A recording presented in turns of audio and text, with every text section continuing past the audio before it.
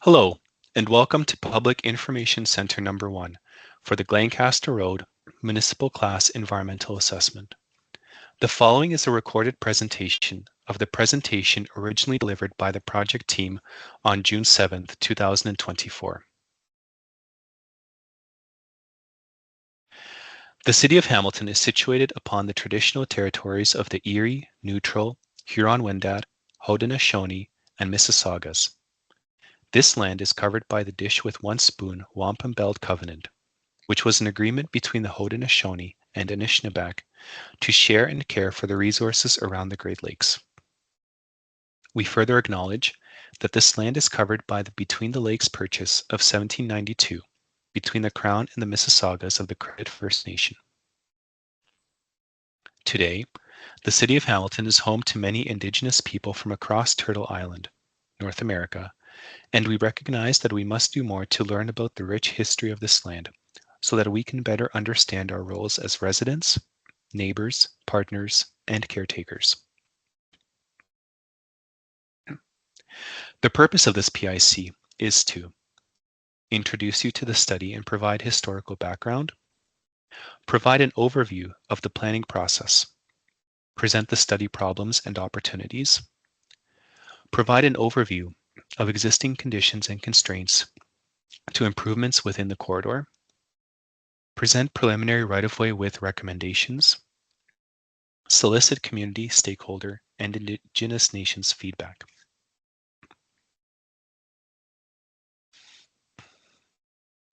This project is being undertaken under the Municipal Class Environmental Assessment process. This is a decision-making process which starts off with a general problem or opportunity in Phase 1 and gradually works its way through to preliminary design recommendations in Phase 3, with documentation of the whole process provided under an environmental study report, followed by implementation of the project. Earlier studies, which we will discuss shortly, met the requirements of Phase 1, and so we are now in Phase 2. We're hosting this PIC as part of Phase 2 to provide an opportunity for input from the public and stakeholders, and there will be further opportunities for input into the design, including an opportunity to comment on the environmental study report during the 30-day review period. A little about our study area. The study area is located within the Airport Employment Growth District, bookended by Garner and Rymal roads at one end and Dickenson Road at the other. It includes the proposed future road allowance as well as all of the adjacent properties, including residential homes and a hydro corridor.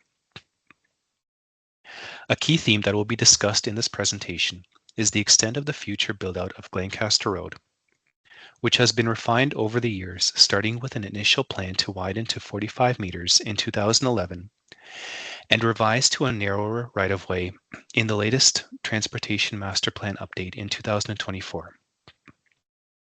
Currently, the right-of-way width varies between 20 and 23 meters, and land has been acquired over the years as part of development to widen sections to 26 meters as recommended by the previous official plan. The study area today is a mix of mostly agricultural and residential use. However, Hamilton's official plan designates much of the land use as employment lands. This is important for us because it means that we can expect a transition from the current rural, agricultural, and residential use to industrial commercial use, which will bring with it increased traffic volumes to area roads.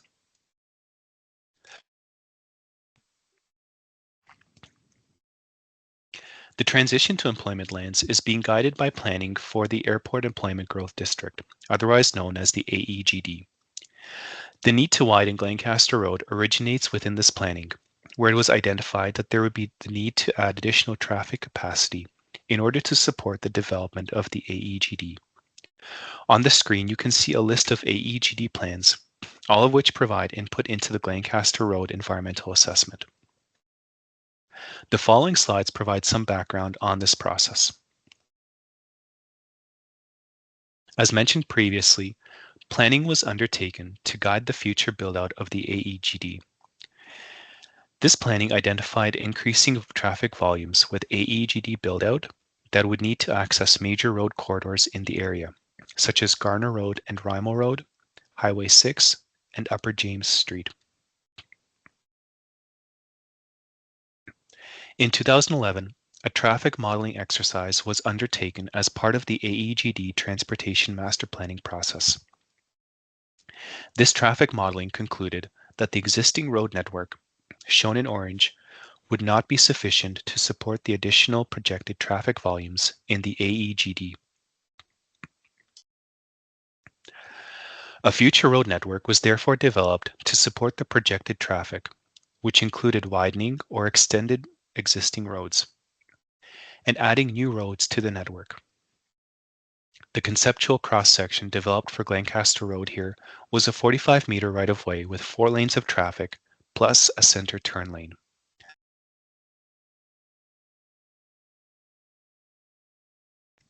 Since then, additional study of the Glancaster Road corridor has identified constraints in widening Glancaster Road, which made widening to the original proposed 45-meter right-of-way unfeasible.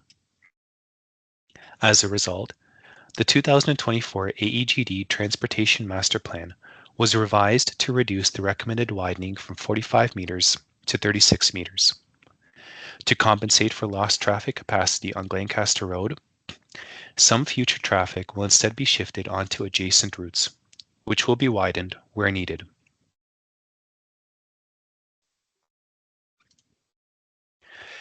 The routes that are planned to now take additional capacity include 2 new routes, the Garth Street extension and a new collector called Collector 2W. Improvements to 2 other existing adjacent roads, Southcote Road and Smith Road, will also be made. The map highlights sections of the routes which are designated as high priority in the AEGD Transportation Master Plan, meaning that improvements will be implemented by 2031. A few other sections are designated medium priority, indicating implementation by 2041. To pull all of this together, AEGD planning satisfied Phase 1 of the Class EA process by identifying the problems and opportunities to be addressed. The problems being addressed are twofold. We have a need to add additional traffic capacity driven by future build-out of the business park. At the same time, we have a number of constraints in the corridor that limit how much the road can be widened. We also have a number of opportunities to implement a road design according to the city's Complete Streets guidelines, to improve safety for all road users, to provide municipal servicing along the corridor, and to provide pedestrian and cycling facilities. So that's a little about how we got to where we are today. I'm going to transition here to talk about the studies we've done and what we've learned about the area as it is today through these studies. We'll begin with the natural environment. We studied 2 main areas of the natural environment, what we call the aquatic environment and the terrestrial environment. On the aquatic side, we've observed that many of the watercourses present have physical barriers, things like culverts, which limit their use as habitat. But in one particular stream, we did note the presence of fish. On land, there are a number of pockets of naturalized areas which provide habitat for several endangered species. These pockets are connected together and as well as with other habitats outside of the corridor through linkages. A good example of a linkage is the hydro corridor on the west side of Glancaster Road. You'll see a map of that coming up. These findings will all be used in the development of the roadway design alternatives. I'd also like to note that both the Hamilton Conservation Authority and Niagara Peninsula Conservation Authority have been engaged in these studies and will continue to be engaged moving forward.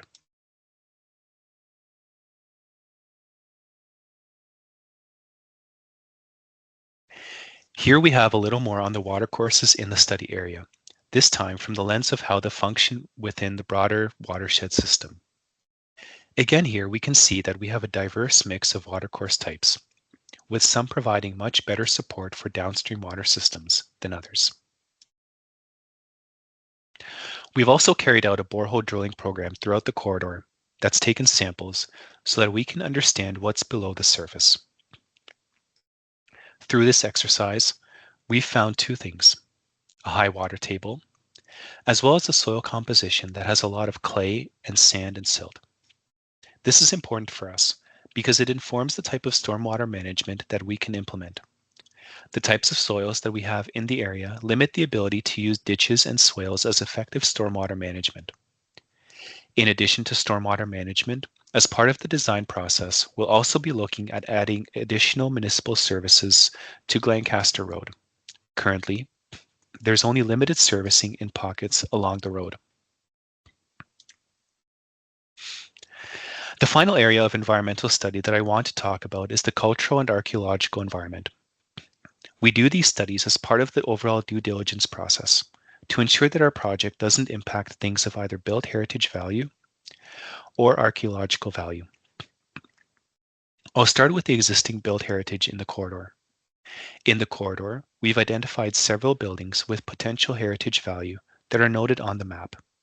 However, we don't anticipate any direct impacts to any of these built heritage features.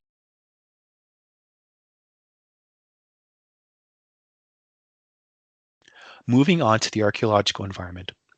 The area that is today Glancaster Road has a long history of use by both Indigenous communities as well as Euro-Canadian settlers that began farming in the area in the 18th century.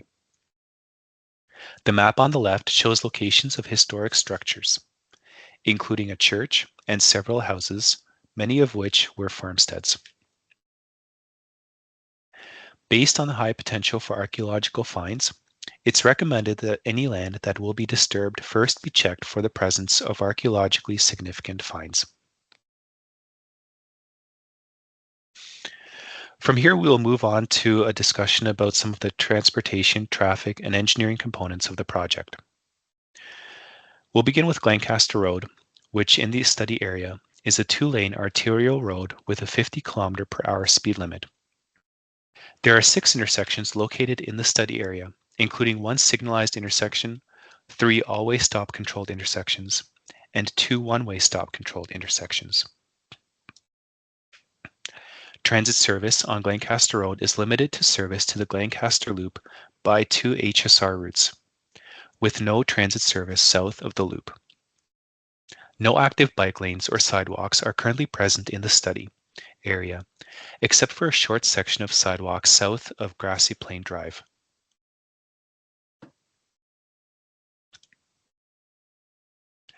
This slide summarizes the transformation of the conceptual cross-section within AEGD planning that was discussed at the start of the presentation, from a 45-meter 5-lane cross-section down to a 36-meter 3-lane cross-section in the 2024 AEGD Transportation Master Plan.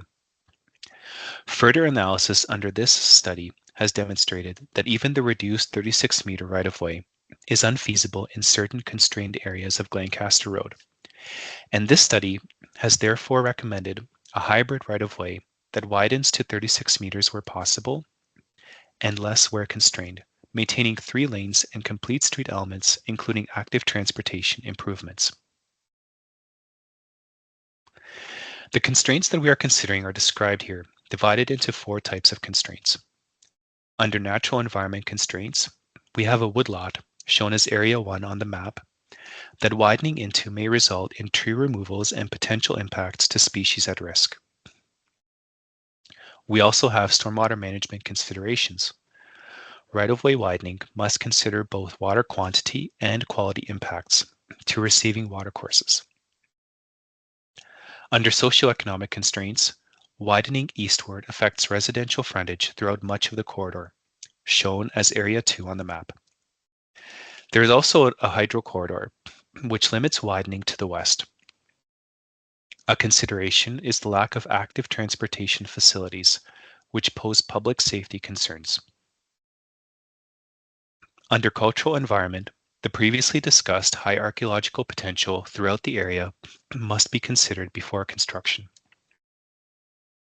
Finally, under transportation and engineering, there is the additional traffic that will be introduced onto the road network as a result of the build-out of the AEGD the lack of active transportation facilities, and the need for the road design to address all of these needs while still meeting City of Hamilton design standards.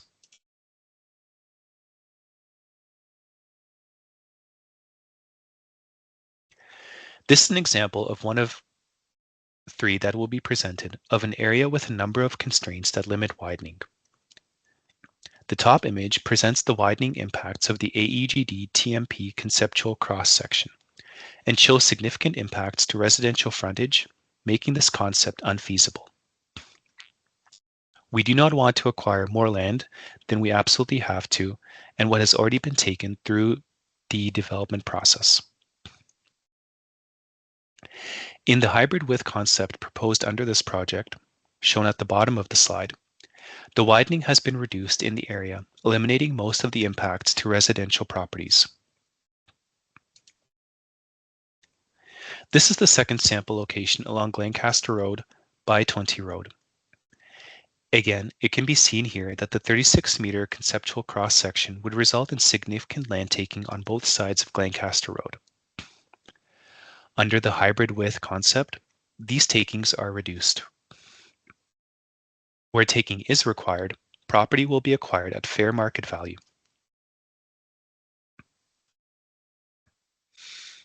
Finally, the third example looks at the area around Book Road, including the woodlot that we want to protect. This woodlot would be impacted by a 36-meter right-of-way widening. Under the hybrid width concept, impacts to the woodlot have been eliminated.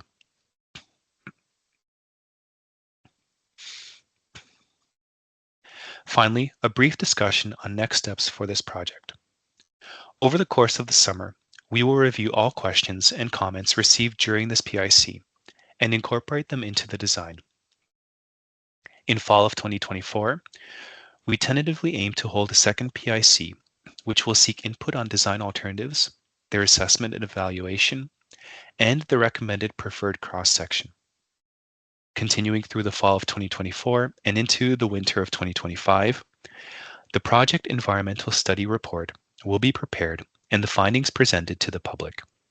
A 30-day review period of the environmental study report will be initiated, which includes an opportunity for appeal based on Indigenous rights and treaties. To summarize, the AEGD-TMP has identified the need to add future traffic capacity to the Glancaster Road area to support development.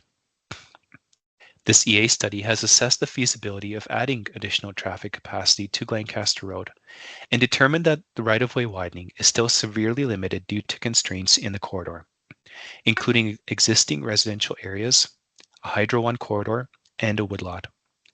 The corridor is habitat for a number of endangered or threatened species, as well as the location of important watershed features. Archaeological potential also exists in the corridor. Municipal servicing and active transportation is limited or non-existent and will be added as part of this project. Soils in the corridor aren't supportive of low-impact development implementation. Continued engagement with partnering agencies in the corridor, including Hydro One, Hamilton Conservation Authority, and Niagara Peninsula Conservation Authority, will occur throughout the project. This concludes the presentation. Thank you for taking the time to learn about the Glancaster Road Environmental Assessment. We invite you to visit the project websites to learn more about the project and to engage with us if you have any questions or comments about the project.